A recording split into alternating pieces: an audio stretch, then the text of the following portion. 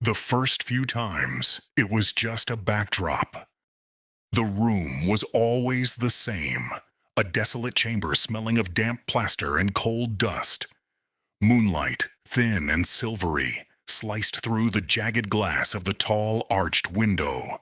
It illuminated dust motes dancing over a rusted iron bed frame and the cracked blue veins of the walls. And against the far wall, beneath some strange, glowing blue script that pulsed like a dying neon sign, stood the Shadow. It was tall, draped in robes made of solidified darkness, a void where light should be. I would lie paralyzed in the dream bed watching it. It would stand perfectly still. I would eventually wake up gasping, soaked in sweat, comforting myself that it was just a repeating loop of subconscious fear. Then I noticed something strange. The Shadow was remembering me too. It began on a Tuesday. In the dream, I whimpered. It wasn't part of the usual script. The Shadow's head snapped toward me. Two pinpricks of burning crimson light ignited where its eyes should have been.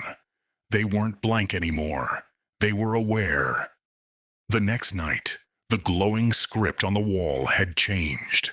The jagged characters were different, longer, as if adding a new entry to a logbook. And the Shadow moved. It had stepped away from the wall.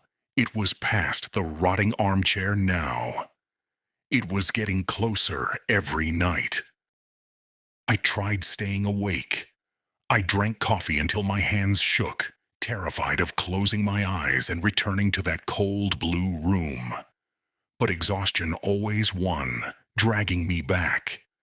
3 nights ago, it was standing in the middle of the room, its clawed hands emerging from the sleeves of its robe. 2 nights ago, it was at the foot of the bed. I could hear a sound coming from it, a low, thrumming vibration that I felt in my teeth. It sounded like static electricity mixed with a growl. Last night, it loomed over me by the bedside table, eclipsing the moonlight from the window. The red eyes burned down into mine, ancient and hungry. I could feel the terrible cold radiating from its form.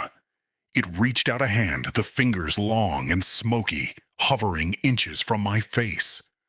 I strained to scream, to thrash, to wake up. But the dream held me fast. Tonight, I drank a whole pot of coffee. I paced my apartment. I held the old pocket watch my grandfather gave me, focusing on the ticking, trying to anchor myself to reality. But my eyelids are heavy as lead. The ticking is getting slower.